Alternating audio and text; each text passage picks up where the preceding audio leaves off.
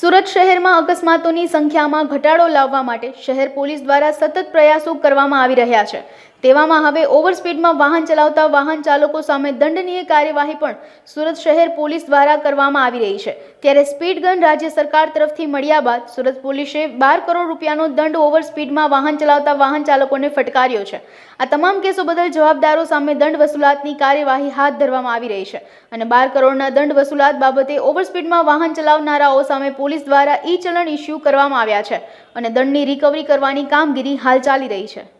સુરત શહેર ટ્રાફિક શાખા દ્વારા ટ્રાફિક એન્ફોર્સમેન્ટની સાથે સાથે ટ્રાફિક ડિસિપ્લિનમાં સુધારો દેખાય અને ઓવર સ્પીડિંગને લીધે જે અકસ્માતમાં મૃત્યુ થાય છે એમાં ઘટાડો લાવવા માટે સુરત શહેર ટ્રાફિક શાખા 33 સ્પીડ ગન અને 4 ઇન્ટરસેપ્ટરનો ઉપયોગ કરી રહી છે અને આ સ્પીડ ગન અને ઇન્ટરસેપ્ટરના માધ્યમથી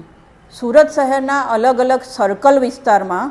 એવા પોઈન્ટો પર કે જ્યાં અવારનવાર અકસ્માત થાય છે એવી જગ્યાએ સ્પીડ ગન અને ઇન્ટરસેપ્ટરનું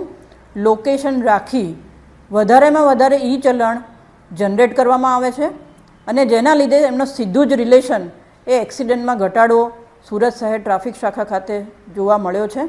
જેમાં મુખ્યત્વે 34 એક્સિડન્ટ્સનો ઘટાડો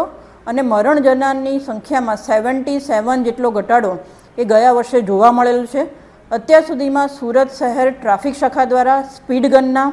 કુલ 63,340 ઈ ચલણો અને ઇન્ટરસેપ્ટરના ઓવર સ્પીડિંગ માટેના 1,16,829 ચલણો જનરેટ કરવામાં સુરત શહેર ટ્રાફિક શાખાએ આ સંસાધનોનો યોગ્ય અને અસરકારક ઉપયોગ કરી સુરત શહેરના એક્સિડન્ટમાં ઘટાડો લાવવા માટેનો ખૂબ એક કહી શકાય કે લોકોપયોગી એવું કાર્ય કરેલ છે। મેં જેમ કીધું એવી રીતે ફેટલ એક્સિડન્ટમાં ઓવરઓલ એક્સિડન્ટ્સ જે થયેલો છે એમાં 34નો ઘટાડો અને મરણ જનારની જે સંખ્યા છે એમાં 77નો ઘટાડો છે અને જ્યારે કોઈ પણ એક્સિડન્ટ્સ બાબતની મેટર હોય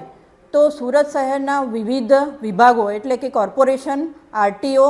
એસવીએનઆઈટી, નેશનલ હાઈવે ઓથોરિટી આ બધાને સાથે રાખી અને જેટલા પણ બ્લેક સ્પોટ અથવા તો સંભવિત અકસ્માત ઝોન છે ત્યાં વિઝિટ કરી અને એન્જિનિયરિંગ દ્રષ્ટિએ શું સુધારા વધારા કરવામાં આવે, કયા પ્રકારના રોડ સાઇનેજીસ અને રોડ લાઇનિંગ્સનો ઉપયોગ કરવામાં આવે કે જેથી કરીને લોકો ટ્રાફિકના નિયમોથી જાણકાર બને અને સાથે સાથે કેટલી સ્પીડમાં ગાડી ચલાવવી જોઈએ એના સ્પીડ લિમિટના બોર્ડ પણ કોર્પોરેશન સાથે સંકલનમાં રહીને સુરત શહેર ટ્રાફિક શાખા દ્વારા લગાવવામાં આવેલ છે।